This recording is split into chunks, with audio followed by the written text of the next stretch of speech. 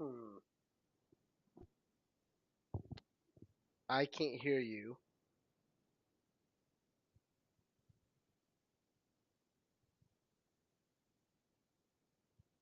Dave, I heard the sound from Blue Jeans, but I couldn't hear you.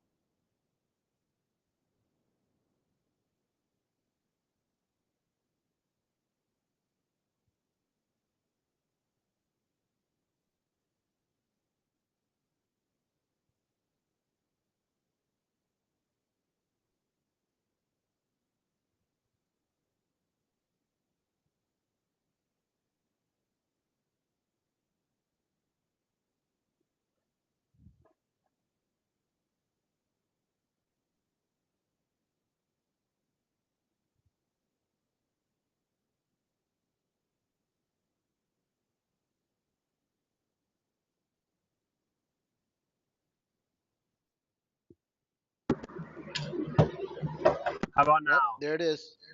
Here you go. Yes, Can I you can hear hear you me now. now? Hey, we're live, everybody. Finally, live and in person with Larry the Lender. Larry Leelander? Is it Larry Lelender or Larry Leelander? My name is Larry Lee. Hold on. And Hold on. you, so you Hold on. just chose, so you just chose the Okay. lender part for the hell of it. Well, I actually stole that, I guess, concept from a realtor that I try to work with here in Dallas. It's her name, and it says Dash Broker. And she said that people constantly ask her, what does it mean? What does it mean that it says broker? So it's a conversation starter. It's almost like walking around with a name tag, right? So she's very successful here in Dallas. In fact, so successful that she doesn't have time for me. But I'm just following her method, and I've actually found that it works out really well. Like a lot of people automatically assume that I'm in the real estate business, or they automatically assume I'm a lender just because they see the tag. But some people do confuse it as it being my last name, which it really isn't. My last name is actually Lee. Good So enough. So you're yeah. brand new to mortgages at this point, correct? I Or new started enough? about a year and a half ago. Okay, Consider that. that's not I would that's enough consider to wear that off the new. new. Yeah. That's enough to wear off the new at this point. You don't have that new shiny car look. Yeah, I have a few stains, a few dents and dings, I would say. Uh, I know enough about the business to be afraid of it, at least. Before I wasn't afraid, but now I'm like, okay, I probably should have did my homework before I joined this business. Brother, I jumped in 2003. I read Todd Duncan's book High Trust Selling or High Trust Sales, and I remember hearing on the news that mortgages were hot. So I said, well, let's give it a shot because I had just been downsized. I mean, it's the story of my life. I've always been right sized, downsized, fired, gacked, kicked out, shown the door more times than not because I'm an asshole. I mean, I'll admit that I'm an asshole, and I'm always generally right. And I literally just froze. Nope, you're back. So I went. So I applied to 3 or 4 different shops, and a refi stem and slab kind of shop hired me, and the rest is as we say in the world, mortgage history. Within 10 months, I opened my own shop, which was I Yes. will admit a mistake. And I the only purchase contract I'd ever worked on was my own, and it was an A plus borrower. Hmm. And so yeah, I learned a lot. But you know what? I hired a processor who came from AmeriQuest, and so she Uh-huh. she understood this. She understood subprime, and I processed my own stuff, so I understood subprime as well. So because I processed my own loans the entire time I was doing mortgages, and so I Wow. understood the process. And it's so that's what, and I still think that those early days is what helps me today right now. knowing knowing when a lender is lying to me, knowing when a bank is full of shit, and things like that. So is your wife going to join us this evening or not? Is she going to watch us? I don't know. I'm trying to invite her. She might miss us. I don't know. I think I think I invited her just for cursory purpose, so she knows that I'm not out doing something illegal or something she wouldn't approve of. So don't you have if she wants, I'm sorry. What? don't you have 13 kids? I have three kids. Oh, 3, 13. We kind of lose count after two. You know, the funny thing is, when we had two, we felt that we can handle it. And I thought to myself, well, what? How much harder can a third one be? It makes it exponentially tougher. Because before we were man to man, but now we're playing the zone and we're losing for sure on a daily basis. You're outnumbered, man. And right now my daughter's outnumbered because there's only one of her and two of us. Yeah, so you So understand. what I like about your style right now as a lender, you've got a lot of leeway what you can do socially, and you Well, seem to kill it right now socially. So what is your strategy that you're using right now, especially with Facebook Live? well, there's something to be said about utilizing your sphere of influence, right? And whenever I first started social media, namely Facebook, um, I wasn't picky about who I added on my friends list. And the reason being is because I wasn't sure what I was going to create or what I was going to use the Facebook social media platform for. So I went ahead and just, if someone was connected to me, maybe from high school, or maybe they're a friend of a friend, and maybe I never talked to them before, but I was somehow in the same room at one point, and they added me, I would add them. And it got to the point where it got out of control, meaning a lot of people on my list I don't even recognize or familiar with. But it gave me like my first audience, meaning people who would follow me or interact with me, even though I never had uh, an actual physical connection to them. And I just kind of ran with that, and it's served me well. I mean, I have people who reach out to me, ask me about, when I sold cars. A lot of people that wanted to buy cars from me that I never talked to in real life, but they're somehow connected.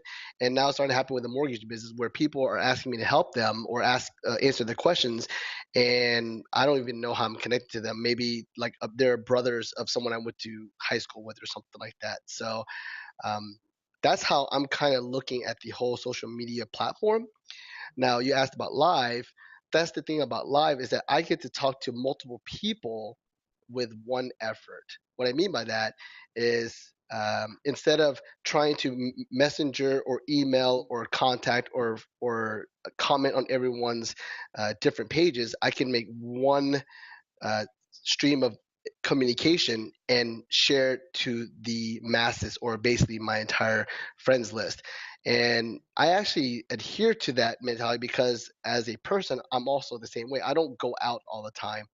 In fact, I'm more of an introvert, so it's hard for me to go out there I don't and believe hang that. out every single. It's true. I know it sounds weird, but it's true. I'm very introverted. Um, I get exhausted because of social interaction. When I hear someone wants to go out or hang out, I kind of I avoid it in a sense. But that's why I like weddings, because if I go to one wedding, there's a chance I'll see 10 of my friends in one area, and I could drink once with all of them instead of like having one drink with 10 different friends. So I look at live the same way. I can basically kill 10, 20, 30, 50 birds with one stone. And that's why I like live a lot. And I agree with you 100% on that one.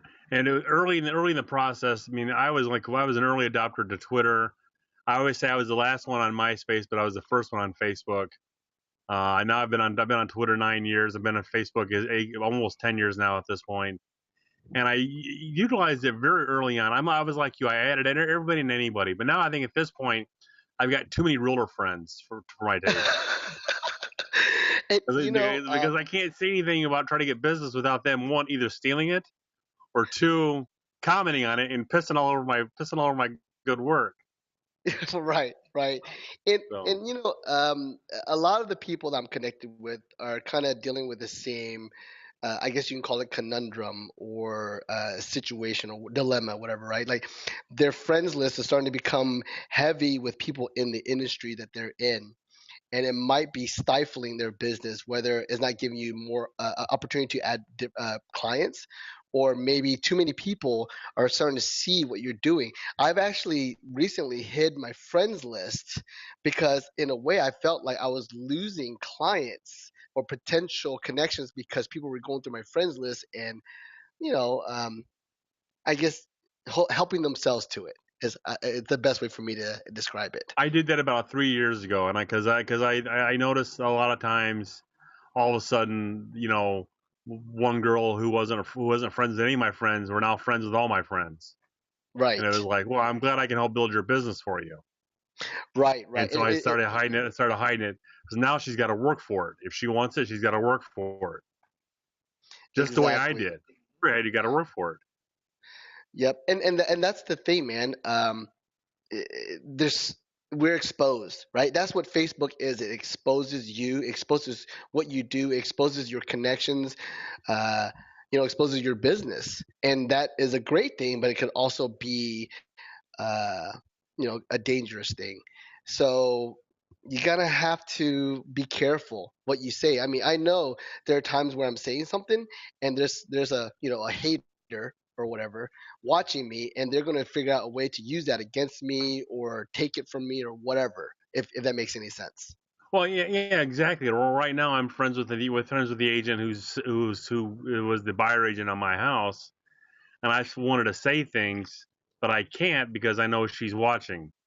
But Right. it really has not anything negative, but it just kind of throws me. I don't want to stir the pot any. Right. Exactly. So, And but if I'm dealing with an agent that I'm friends with, and we're competing for the same listing or something, you just got to watch what you say sometimes, and it really has stifled what I can and can't say sometimes. exactly. If you think about it, it also affects your client list. Okay. What I mean by that is if someone knows me, they know how I operate, they know that there's a chance that if they work with me, I might be public about their business. And they might not want that. They might not want me talking about, oh, I helped a friend out or helped a cousin out or a sister out. So I guarantee you there's people who know who I am, they know what I do, and they won't work with me because they are afraid of the chance that I might publicly leak their information, if that makes any See, sense. I think people who have been afraid of that in the past with me know now. I know how to scrub the list or scrub the identity enough to make it just right. They don't, it could be about this guy or it could be about this guy, Hmm. but I scrub it enough at this point because, or I tell them, I say, listen, can I use this example? Can I use you as an example without using your name or your identity? And a lot of times they'll say yes. Because very early on Well, when I was blogging or doing videos, that was a magical. Now you and I also have something else in common. You do live, and very early on I was doing YouTube videos, and I love my YouTube videos. right. Are you saving the live videos and pushing them over to YouTube at this point? I'm saving them. I haven't had time to push them into YouTube yet, but that is the intention. Yes. Eventually, I could, they call it digital assets, right? So all these recordings that I'm making, I save all of them to my phone if I can. If not, then I will save it, later on onto my desktop, and I intend to clean it up, edit it, and then of course put it on YouTube. I probably could put like over 100 videos on YouTube right now if I had the time. Well, I mean, I would urge you to do that at this point. I mean, I would urge you to do it sooner than later. Start putting them on at two or three drabs of two or three or four or five. Get them on there because one of my goals this year is to revive my YouTube channel.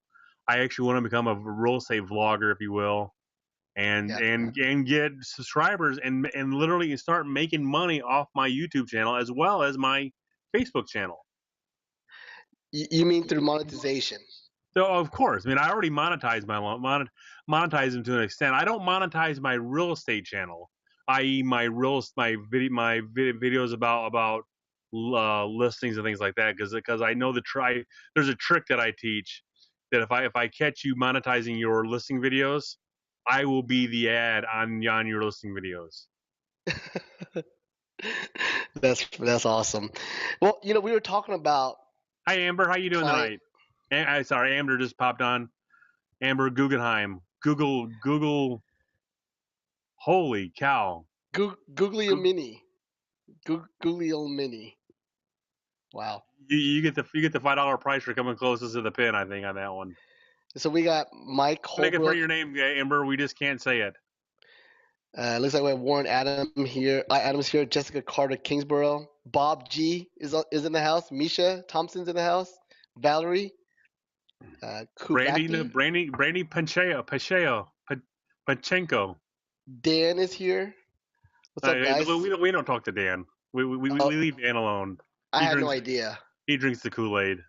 Oh, okay. Well, you gotta let me know, Dave, because I'm still a visitor. I'm still a tourist in your town, right? So you gotta let me know, boss.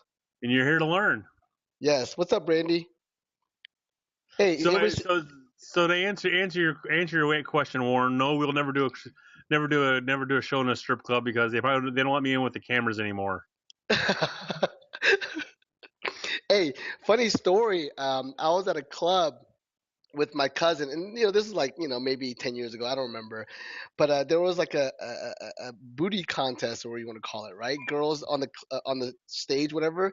And this is before Facebook got really big. But I had my phone with a camera, and I was taking pictures because I want to savor the memory, right, of the debauchery. And the bouncer actually took my phone away from me and tried to confiscate the phone, saying that I wasn't allowed to take pictures or whatever, and literally escorted me out of the club. And I mean, I never get kicked out of clubs, but I actually got kicked out that night because I was trying to, I guess, take photos of people that didn't sign a waiver or something. That's too Uh, funny. Hey, if you're in yeah, public, you have no right to privacy. yeah, absolutely. But I There's no guess perception of privacy. of course, and maybe that's what it was like. At a strip club, they don't let you bring cameras or whatever. I guess I don't know. It's probably the same concept or whatever. You don't bring a camera to a bachelor party. You Yeah. get beat. You're allowed to get beat to death on that one. We're allowed to kill you if you bring a camera to a bachelor party. Yeah, there's certain things that you just don't do. I mean, unspoken etiquette, I guess. But yeah, it's funny. So Brandy and what was the other girl's name? Amber. Yeah, I've never seen your names in here before, so it's your first time in here. It's a ask questions or listen to me asking questions. If you have a question, ask it. If you don't have a question, just sit back and enjoy it. It's generally not safe for work. I drink a bottle of wine and ask questions of what I want to learn and what I want to know. And sometimes we go into a lull and people make fun of me. And every time I say Zillow, I drink like now. If you want to ask Dave questions, see, I'm a fan of Dave's shows. I've watched probably like maybe 6 of them. If you want to ask Dave questions, you should ask him now because he will probably do a great job of answering them. About I would say 45 minutes in, you probably won't get that great of an answer. I mean, he'll answer it, but you won't really understand what he's saying. I put a good base down tonight. Yeah. I ate a half a pizza. Oh, okay, good, good. I I I got, actually I actually ate 3/4 of a Totino's pizza, but I'm not drinking alcohol right now, so but yeah, you uh, got a 25-minute drive home, yeah, absolutely. But I mean, it's okay. I mean, the wife knows. I made sure I checked in with her, and she knows that I'm here for business. and you can At always least Uber. You can always Uber at home if you had to. if I had to. Yes, absolutely. You're right. So, so um, so you came out of the car industry. Hmm. You're still kind of new to. You're still kind of new. You're a year and a half into mortgages. Yes, sir. What's one thing that a realtor does that drives you absolutely insane? You're free to. Oh. No one's gonna judge you. No, I promise you, no one's gonna judge you. Um. You know, actually, you know what? This is actually a good one, and this is one that I believe it would probably make everyone's lives a lot easier. and it's not just something that I believe. It's a one of my qualms. If a realtor could, I guess, maybe do a better job of prepping the client for the pre-approval process or pre-qualification process. And I'm not saying you're supposed to vet these people out. I'm not saying that you need to take a credit pull or do a credit check or anything like that. I'm just saying, hey, listen, you need to get pre-qualified to buy a home, meaning we need to know how much to shop for. You're going to talk to my lender friend or whoever, and they're going to ask you a series of questions. And if you answer them a certain way, then he will be able to help you. You're if you're not able to answer them the way he asks you to, then you might have a problem getting pre-qualified. And you can kind of say, they're going to ask you about down payment. They're going to ask you to look at your credit scores. So they're probably going to have to pull your credit, and they're going to ask you, about your work history. So be prepared to volunteer this information to get pre-qualified. There's a lot of times where I'm talking to a client that was given to me by a realtor, and they're like, "Whoa, whoa, whoa! I'm not ready to give you this information." And I'm thinking to myself, "Then why are we talking?" I mean, you obviously you're looking for houses. You want a pre-qualification so you can make offers, but you're not ready to give me your credit information or information for me to pull credit. I don't know why we're talking. And I'm not saying that's the realtor's fault. That's not what I'm saying. But if the realtor is serious about showing this person a house, then they should probably prepare them a little bit better. I guess I would say. You're absolutely right. I mean, I won't work with someone who won't get pre-approved. Plain and simple. I mean, if they can say they have cash, I'll take them, maybe show them one day of home, show them a house or two. But Right. after that first day, they got to show me proof of funds, because Well, I got to know I'm not wasting my time. And if someone says they won't get pre-approved until later on down the road, I said, well, how do you know how much home you can afford? I just know. Well, how do you know? You're about a house afford? No, then you don't know how much home you can afford. Trust me, I don't know how much home I can afford at this point. I have right. a good guess. Hold on one second. Abe asked a question. I'm trying to ask him to clarify the question. But yes, so in the perfect world, right? And this is a perfect world for yourself, for me, and the client and the sellers. Everyone knows what everyone is able to do, right? Like the client knows that you can show them the house of their dreams. The client knows that I'm going to qualify them. I know how much they can qualify for, and the seller knows how much the offer can be made for, right? That's the perfect world, right? But in this world, uh, it's so competitive. People are worried about sharing too much information because they're afraid that maybe someone will steal their information or use it to their advantage for malicious purposes. As realtors, I know you guys are in a competitive market. If you don't sell this client, they might just walk away and go to another realtor because they just don't like your personality or whatever. Right. So there's a lot of um, there's a lot of dangers of losing a sale if you don't treat the client perfectly, right, or the way that they want to be treated. So I understand the qualms of getting into that conversation, but some realtors like yourself have the ability to be picky, but there are some realtors who, if they have a live one, they don't want to lose them. So they'll drive them around all weekend just to find out that they don't qualify, and I that's refuse to do that. unfortunate.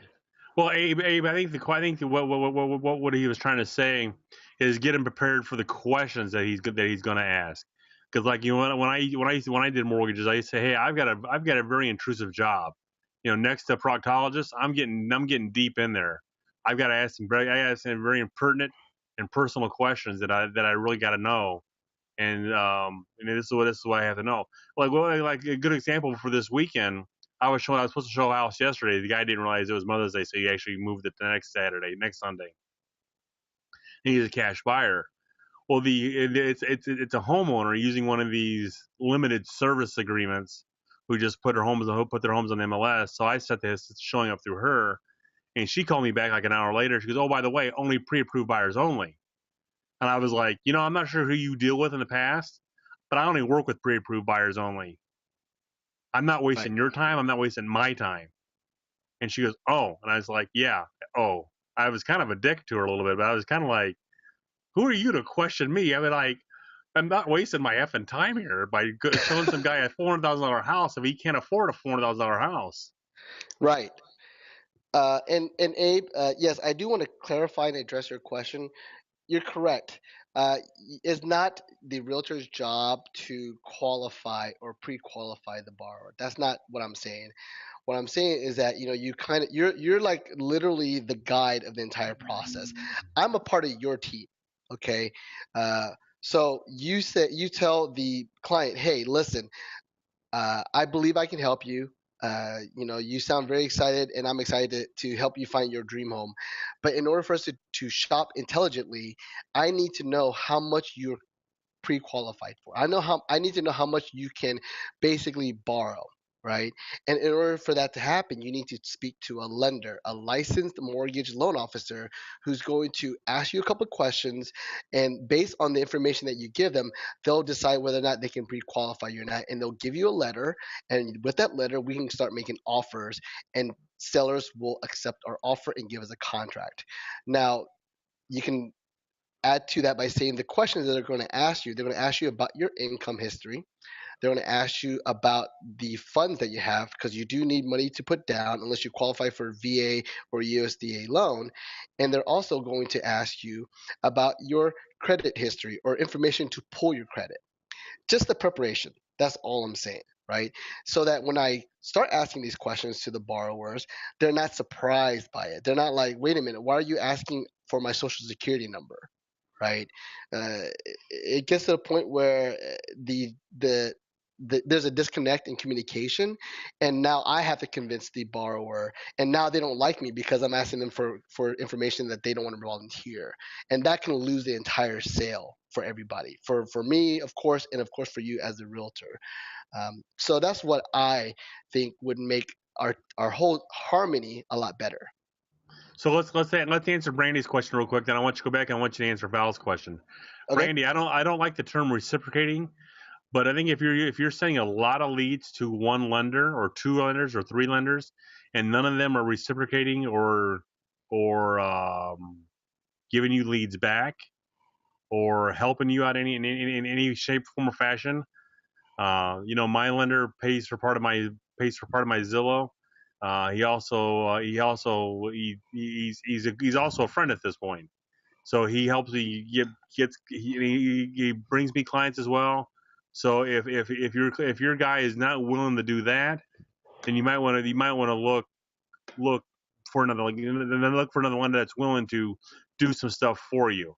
But don't look for someone who's reciprocating by paying for your marketing because they can't pay for your marketing due to RESPA violation. That's a RESPA violation. There can't be a quid pro quo. Well, the quid pro quo is they're paying for this, but they also have to have their name and phone number on there as well. And I want to address that a little bit if that's okay, Okay, Abe. well, hold on. Well, you're getting 8 leads per month. That's pretty good. Are you new? Are you the new one or someone else new to the business? You're getting eight qualified leads per month. That's pretty damn good. I would say it's Yeah, pretty good. Eight qualified buyers per month. What else, Larry? yeah, that's awesome. I think if you have a lender that you're feeding those leads to, We, and they're not bringing you value, then you probably could find better lenders who will give you value. we lost your video there, everybody. Can you see me? I don't see you anymore. I see your LL. I see the LL there. You see me now? Nope. Yep, now I do. Okay, perfect. Yeah, I was actually trying to type on my computer, and I didn't mean to type on my webcam, which is my laptop, right? uh, I'm just trying to make sure I get all the answers, all the questions answered. Um, okay, so can I kind of touch upon what Valerie was asking? Sure. Be nice. She's my broker. Oh, actually, Brandy. I'm sorry. Brandy was the one asking about the paying for the leads, right? Or Right. reciprocating. Brandy was.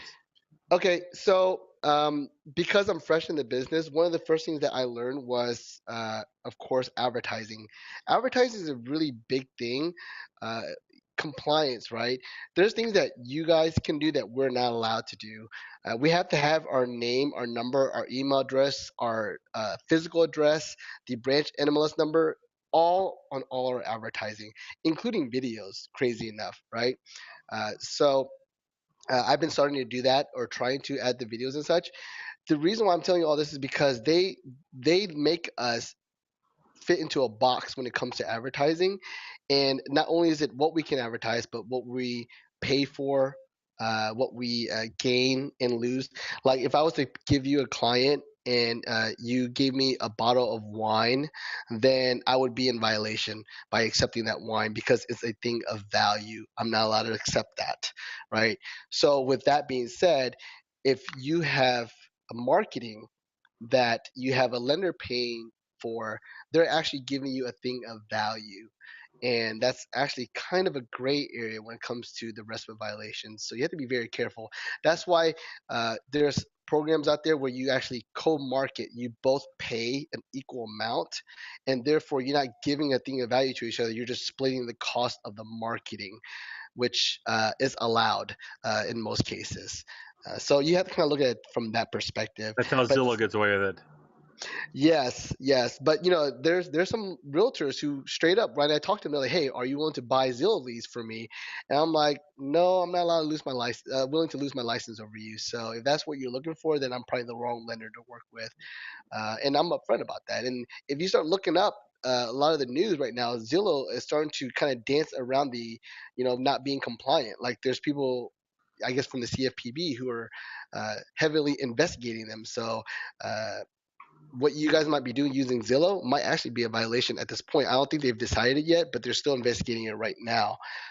But co-marketing is always considered okay, just so you know. Uh, I was hoping so, Brandy. Thank you. I just wanted to clarify because people watch this video that I don't like, that I don't want watching, but they still watch it. Big Brother's always watching.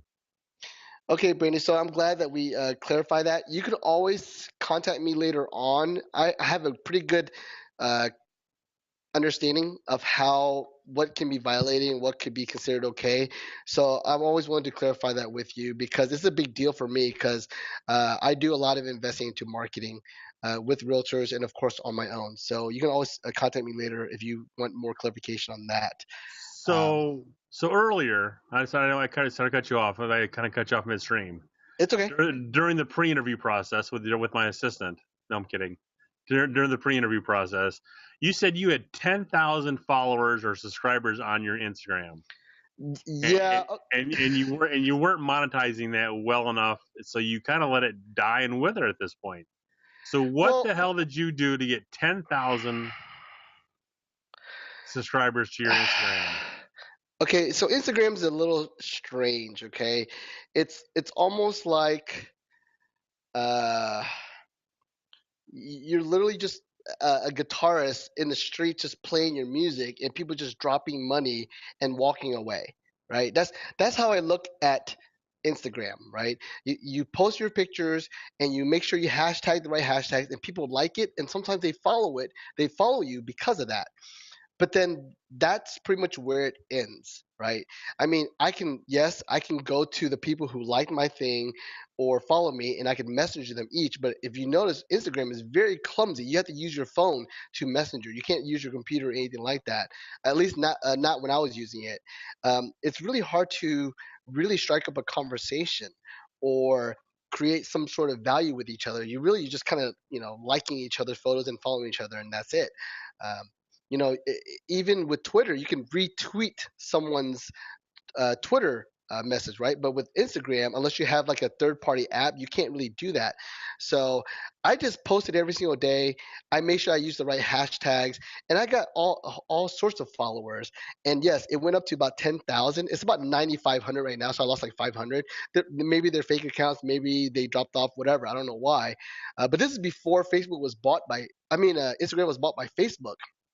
So now that Facebook owns Instagram, there's probably a lot more value and a lot more opportunity to use Instagram and monetize it. But when I was using it, it got to the point where it was all superficial. People were liking and people were following and commenting, but I couldn't do anything with it. I didn't know how to turn that into a lead or a referral partnership. I think I gained like 3 realtor partnerships that way because I hashtag realtors every single picture or every single photo I post because that's obviously my target audience when it comes to referral partners. What states are you licensed in? Right now, I'm licensed in Texas, Arkansas, Colorado, Michigan.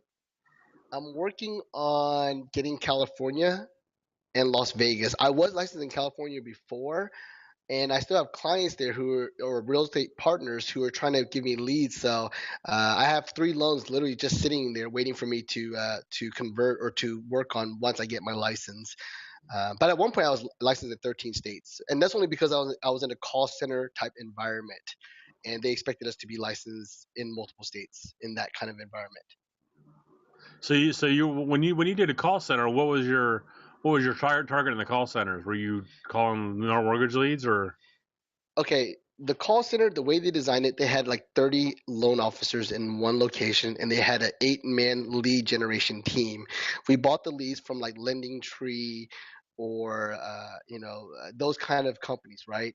And they literally would just pummel our inbox with incoming leads.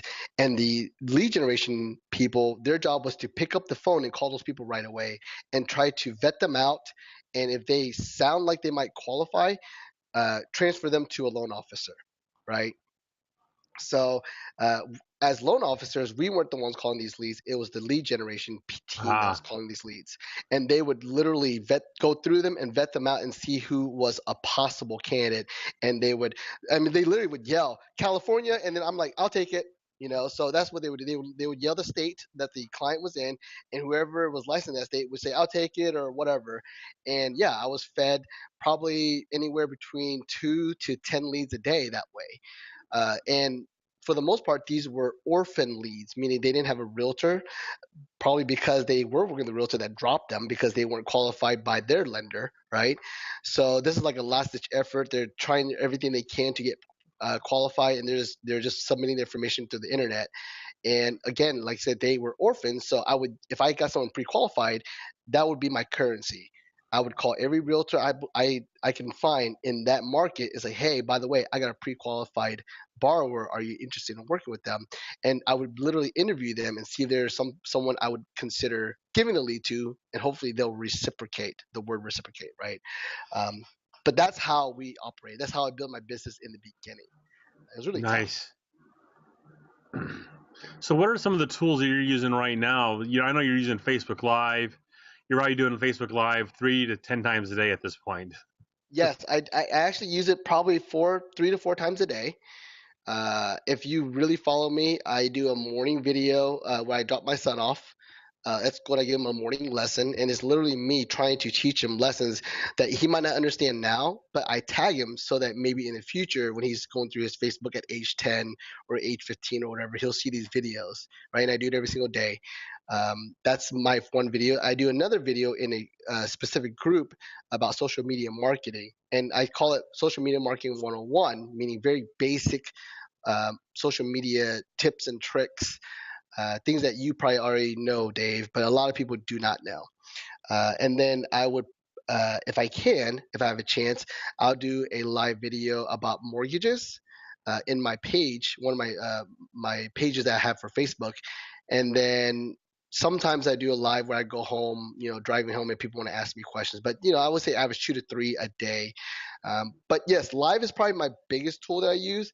But honestly, uh, my favorite, I guess, social media or Facebook tool is interacting with people in groups. I think groups are probably the most dynamic, most entertaining, most I would say opportunistic area to spend my time. And I try not to waste too much time in groups if I don't have to, but I will make sure that I'm dialed in.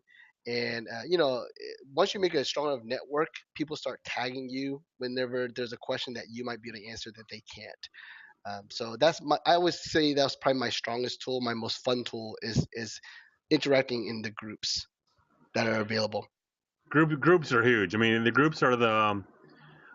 I was listening to Mari Smith the other day, or it was like 2 months ago. She actually thinks at some point you're going to be charged to start a group at some point.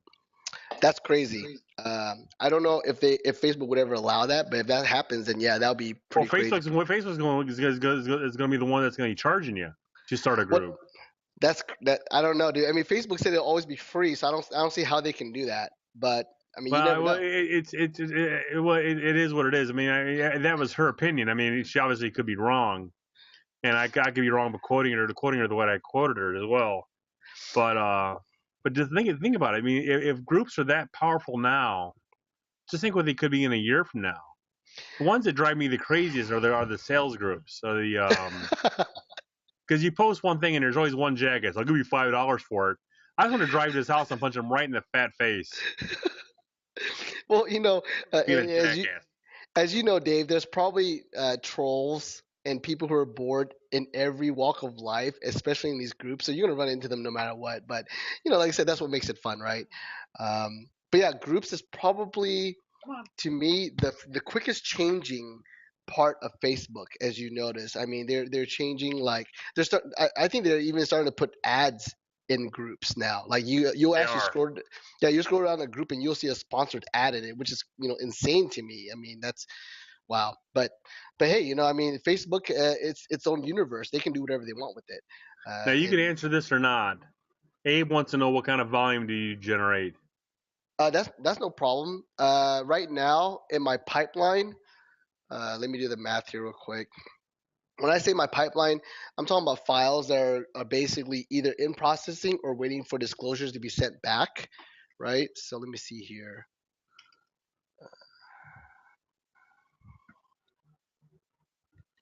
I'm using a whiteboard, so I don't have an automatic calculator system or whatever. You can ballpark it. Let's see. All About right. 1.4 million right now, uh, closing in the next 30 to 45 days.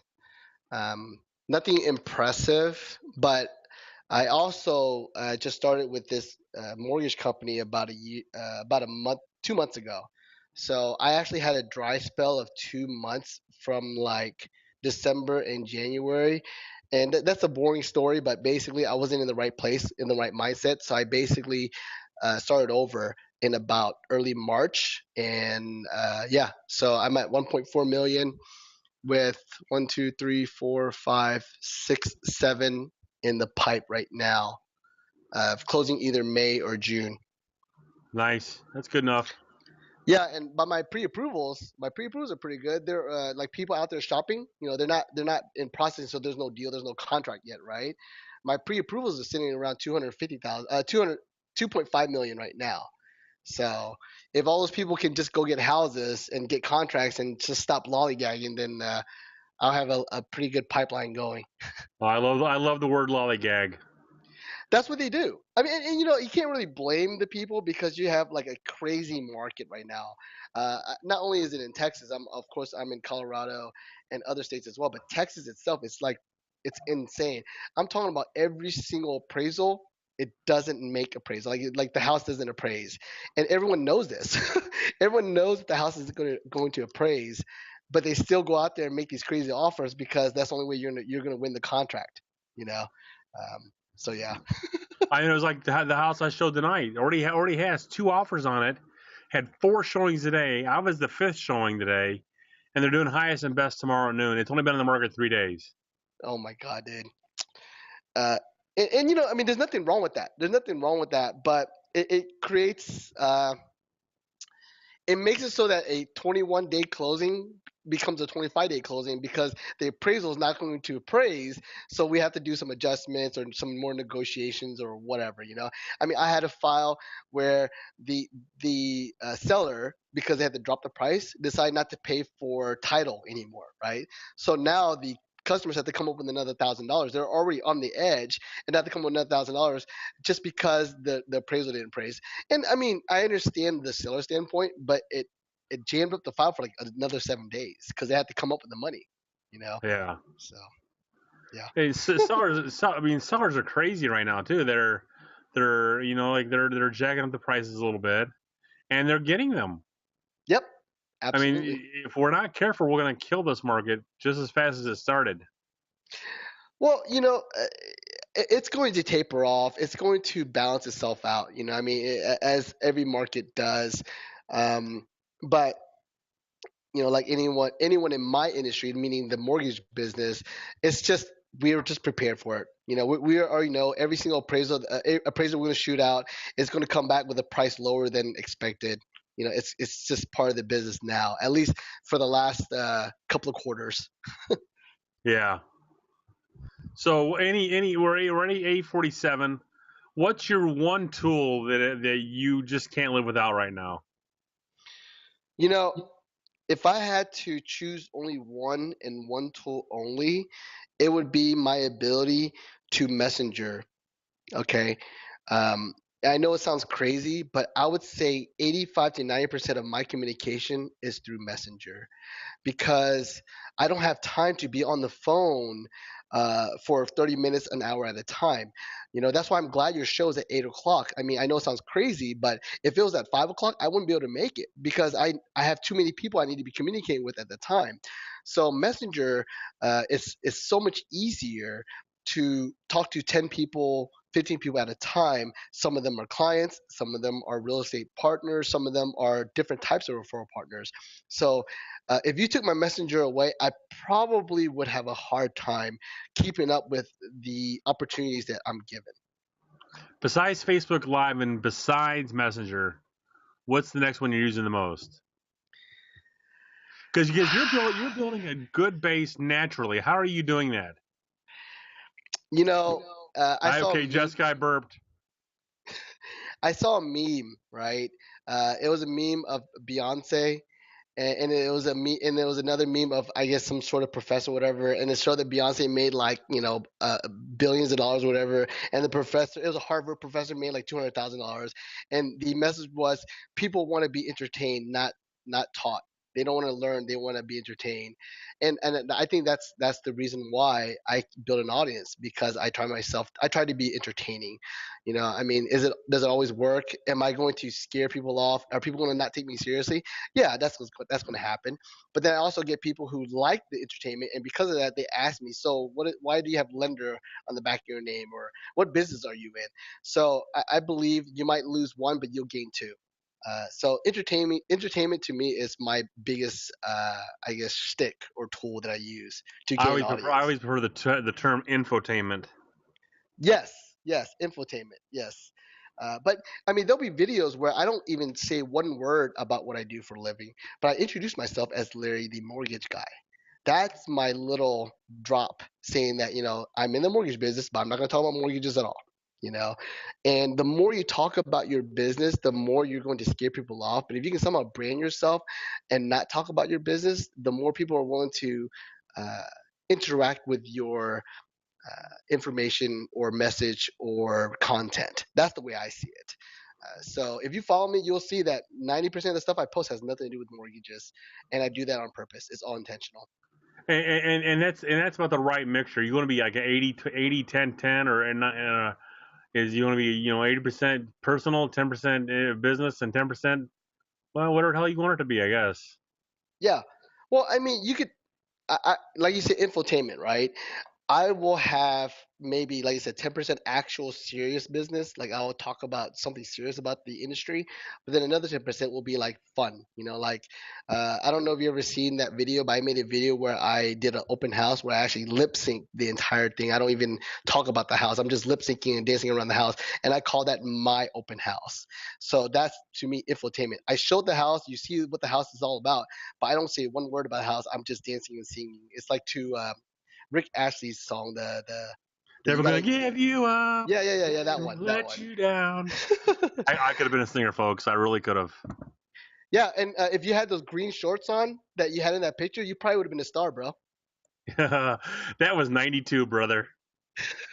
Hey, I was sporting guns.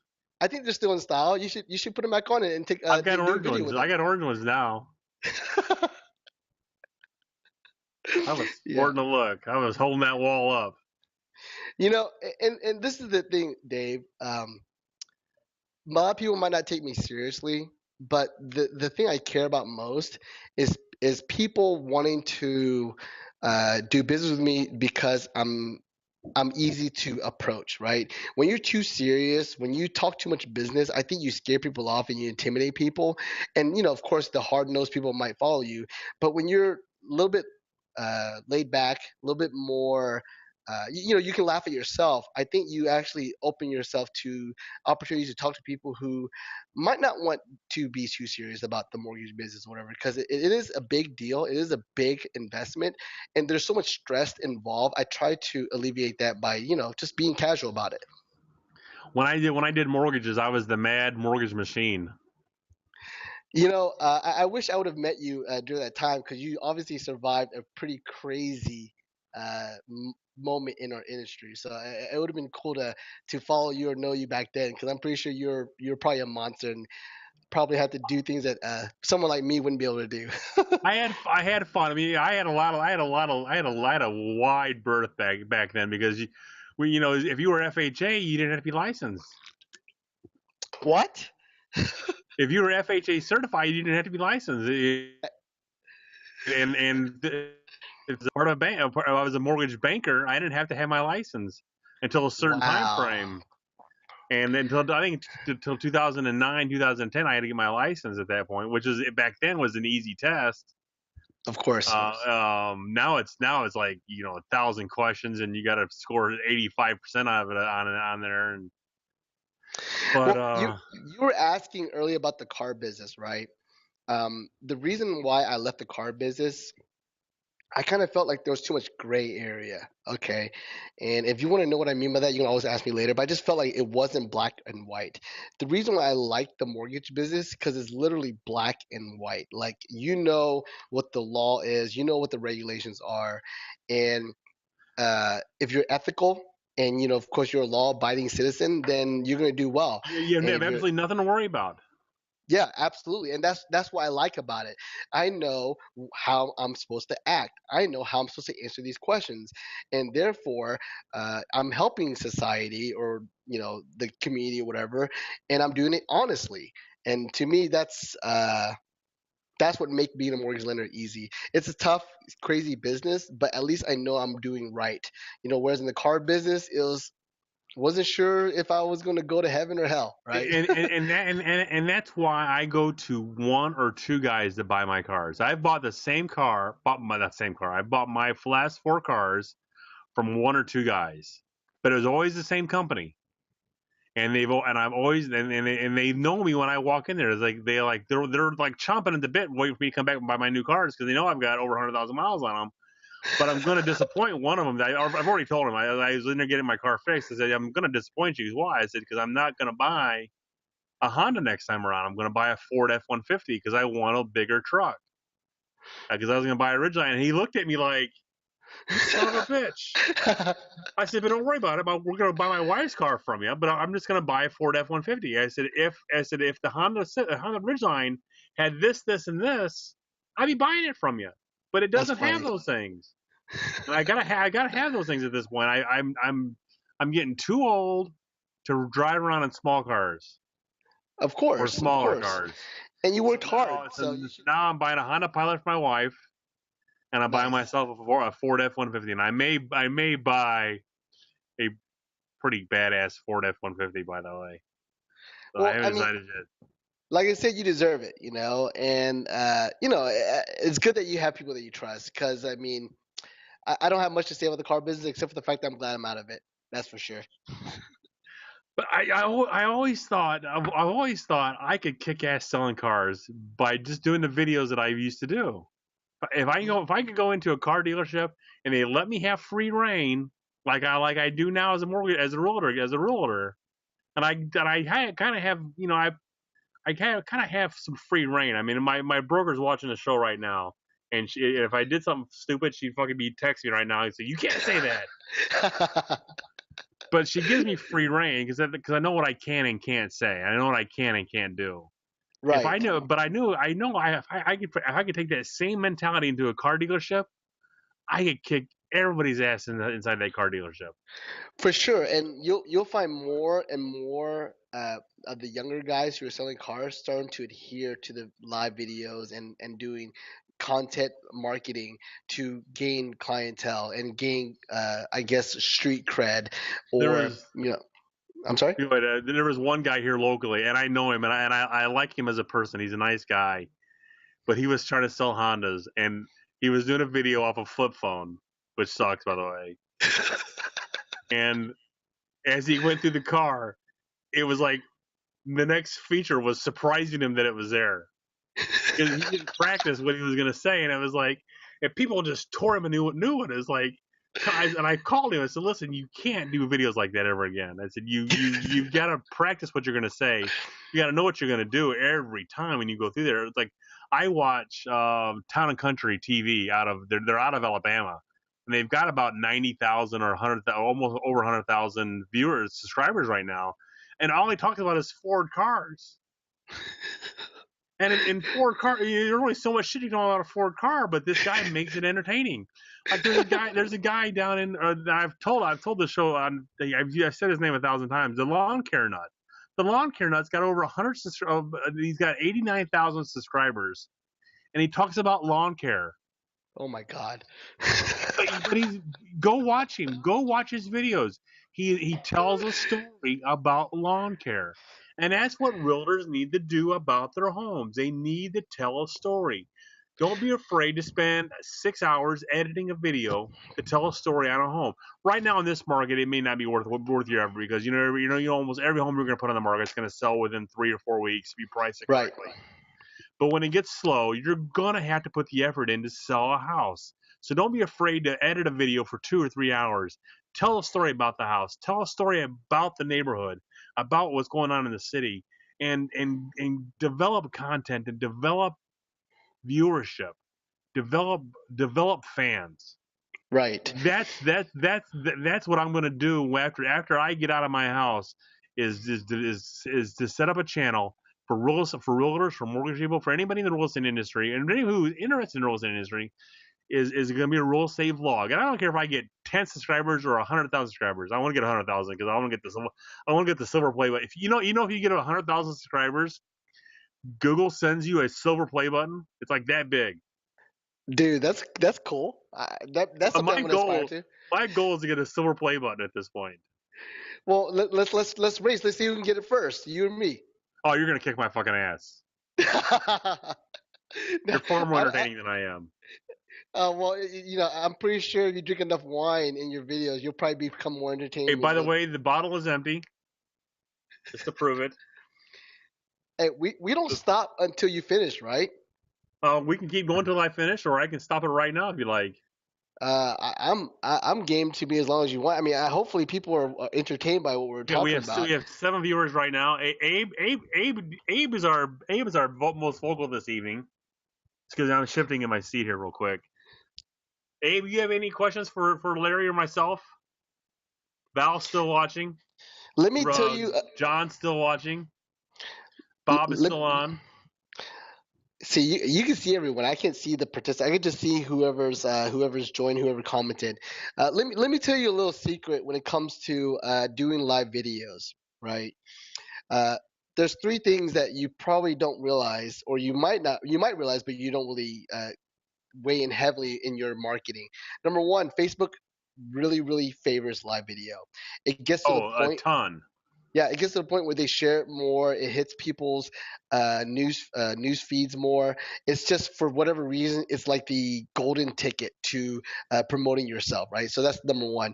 Number 2, you can actually go live just on your own. What I mean by that is you can actually select the viewership. Instead of making it public or friends, you can make it just only me. So you can actually go live on your own, do the whole thing, and then watch it. If you like it, then you can make it public, and people will still be able to see it. If you don't like it, you can always delete it, right? I didn't know that. Yeah, in fact, I actually do that on purpose when I'm trying to record video, but I don't want anyone seeing it. I'll record it privately just so I can, because if I run out of space on my phone, well, I'm using the cloud now. So I'm down, I'm recording on my phone using Facebook Cloud to store my video, and then I'll save it later, download it later. But I don't want anyone seeing it because it's not meant to be live.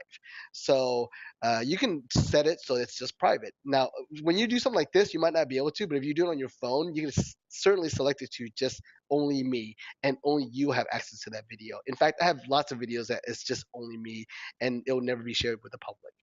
Uh, so that's the second thing I want to talk about live. The third thing about live, I know it's scary. Most people don't do it because they're afraid of being judged or they're afraid of messing up. And That's that's my big issue. Believe it or not, that's my big issue. I've got enough family, enough friends who are assholes that will just say shit just to say shit, just to piss me off, or just to run up and throw that broom handle on my spokes to watch me flip head over heels. well, but see, that's what makes it entertaining. Okay, it's like if someone messes up on live, it just makes it more charming, right?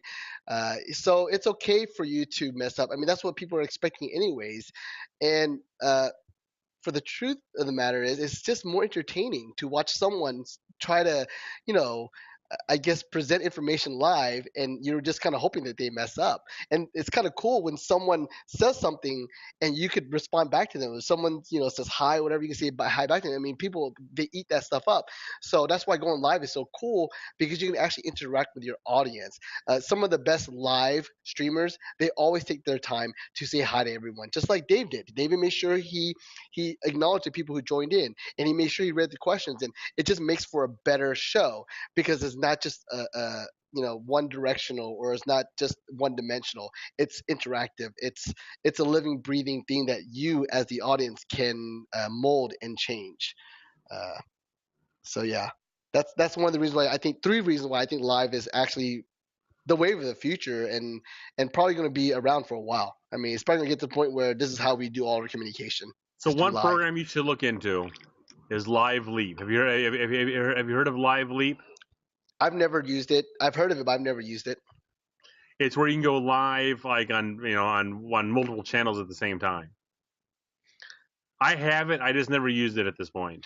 Oh, you mean like if I go live, I can make it so it's streaming like in this group and that page and this page or something like Yep, that. yep. Yes. Okay. Yeah. I've definitely heard of it. I've never used it. Yeah, maybe I should consider it. But I think I lose more friends than I gain when I go live too much.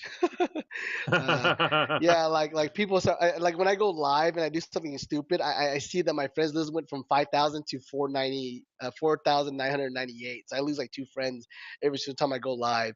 But there's a list of people trying to join, so it doesn't matter to me. But But there's. I mean, I've learned in my life. There's always gonna be the naysayers. I've always got the one or two friends that are always like, "You suck at doing this. You shouldn't do it. You can't understand you. You shouldn't do this."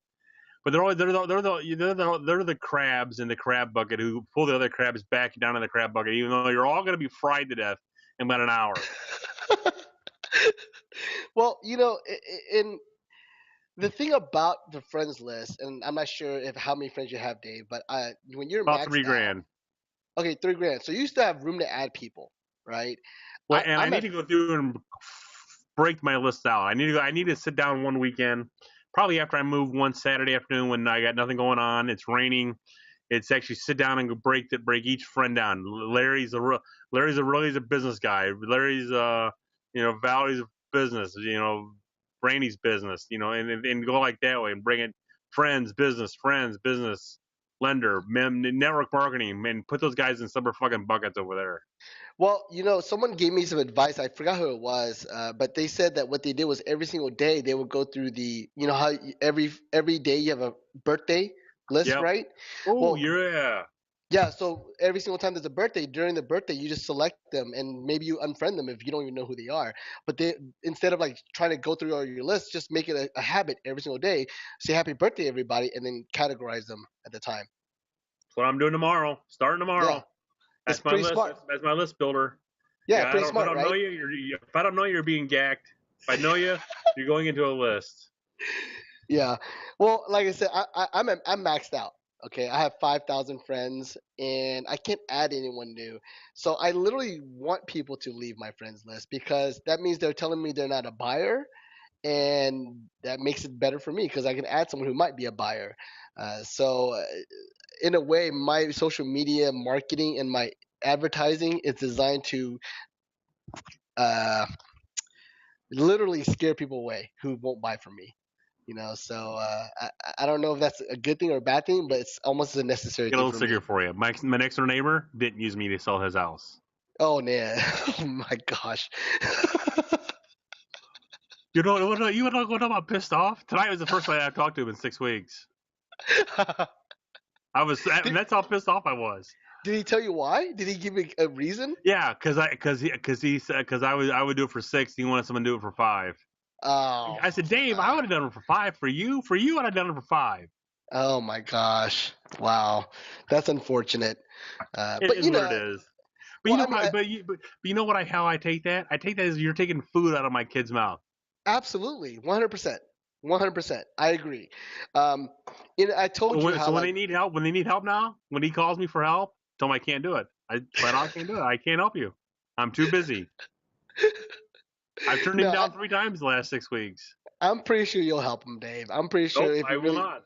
I will really, not. I will not. what if Did he he, was did drown? did What he if he help was like me a in big? my time of need? Did he help me in my time of need? Did he let me sell his house? No, he did not. I didn't realize you're so vindictive, Dave. Look, remind me not to cross you ever. Oh, Right? if you quit my if you're a realtor and you quit my company, I don't unfriend you. I unfollow you, so I don't ever see your shit again. Because I don't want to see your shit. Oh You my were boring god. when you worked for us, and you're gonna be boring now that you don't work for us. See, Valerie, she's kind of saying what I was about to say Well, was and we've had this conversation. She's my broker. okay. Okay. Well, Valerie, I can understand why you're in the position you're at. There's a little bit of wisdom there, right? I A was little bit of bitching to wisdom. I was bitching to my wife. I was like, I can't believe this person got a home without talking to me. I can't believe that person. And she looked at me. She's like, do you understand when you talk to a borrower, you're asking for their bank statements, you're asking for their credit information, you're asking about their income. There's information they don't want you to know, Larry. So can you blame them? I mean, do you? I mean, think about it. Do you want people looking through your bank statements? I'm like, yeah, maybe you're right. So I got nothing to as a hide. well, They're, yeah, they're gonna well, they're gonna you they're gonna look at my bank statement and go, "Wow, there's a lot of fucking zeros." Either before the decimal point or after. I don't give a shit which one it is. well, my wife is a lot more private than you are, apparently, Dave, and she wouldn't want a friend knowing what we're doing. My life has always been an open book. Up until the last year, my life on Facebook has always been an open book. There's a reason why. I'll tell you. People probably don't realize this. There's a reason why I call my wife the wife and my daughter the girl on Facebook, and it's not because I'm sexist or racist or sexist or anything like that. Is because when I was so early on Facebook and my daughter was so young, I didn't want everybody to know their name, so I called her the girl after Homer Simpson calling Bart the boy. Right, right, right, And, right. and when I was in college, we always called our girlfriends the wives. So Yep. it's just an extension. I just called my wife the wife. And it really bugged some people that I called my wife the wife. But I always capitalized the W. Always capitalized the W because I had respect for my wife. It was the wife. And I still call my wife the wife. So, Valerie, but you're right. you You're know right. what? That was part of my branding, and people would pay attention to the stories I had about the wife and about the girl because they want Well, to know what was going on with the girl. yeah, no, no, no. And if someone follows you, then obviously they catch on to your vernacular or whatever it is that you brand, right? Um, you know, uh, Whenever I sold cars, I call people boss man or boss lady, and the reason why I do that is because I can't remember anyone's names to save my life, right? And when you sell a car, you don't see you spend like 4 hours with them, but then you don't see them for 3 months, and then they show up because they're getting their oil change, and you're like, oh crap, I don't remember this person's name. It's like the worst feeling in the world when you don't remember your customer's name. So I train myself to call each person boss man or boss lady, so that when they show up, I'm like, hey, what's up, boss man, or what's up, boss lady, and to them it's natural because I've called them that the entire time we were working together That's when we sold great. a car. So it's branding, right? It's using the terminology vernacular to, whatever, protect yourself. So I don't blame you for doing that, but at the same time, it brands you because everyone knows me as the person that calls people boss man or boss lady, and I've brought that to the mortgage business. I think it kind of makes me stand out, when I talk to a new client or a new realtor partner. So yeah, I mean, I think it's especially if you do it consistently, it will brand you and people remember you because of that. Now, Bob asked a quick question. I want to answer. If you unfriend someone, are they notified you have done so? No, they, they, No, they don't know. They would have to search themselves. They would have to find out for themselves by trying to go to your page or whatever. But you don't get notifications. I wish I did because I mean I want to know who unfriended me just so I don't have to think about them anymore, right? Because the worst thing is when I think about someone, I go to the page and I find out that they unfriended me or blocked me, and I get that weird, awkward moment of like, man, should I talk to them still or why did they unfriend me? Whereas if they notify me, at least I know right there and then, and I can just move on. yeah, some of the questions haven't been updating for me. Well, Valerie's was, she was singing praises about you, Dave. That's what she's been I know doing. she loves me. I'm her thoroughbred over there at the prime real estate. You're her workhorse. Yeah, my office is so full of shit right now. It's not even, with me moving. I've taken shit out of my home office and put it in my work office, and it's full of shit right now. They're gonna throw me out of my office, I think, at some point.